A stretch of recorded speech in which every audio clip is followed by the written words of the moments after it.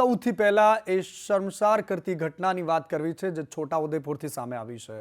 શિક્ષણ જગતને ફરી એકવાર શર્મસાર કરી એ શિક્ષકે કે જેને એ સર કહીને બોલાવતી હતી, માના સ્તરનો એ માસ્તર કે જેણે ધોરણ 9માં ભણતી વિદ્યાર્થીની સાથે અડપલા કર્યા, અડપલા કરીને ફોટો વાયરલ કરવાની ધમકી આપી। લંપટ શિક્ષક સંજય પારેખે શારીરિક અડપલા કર્યાની વાત સામે આવી છે। પીડિતાના પિતાએ પોલીસમાં ફરિયાદ નોંધાવી। આરોપી શિક્ષક સંજય પારેખ અત્યારે ફરાર થઈ ગયો છે।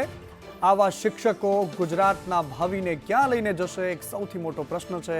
માત્ર 13 વર્ષની દીકરી કે જેના ક્લાસમાં ભણે છે અને એનો શિક્ષક કે જેનું કામ જ્ઞાન આપવાનું છે એ નરાધમ બની બેઠો।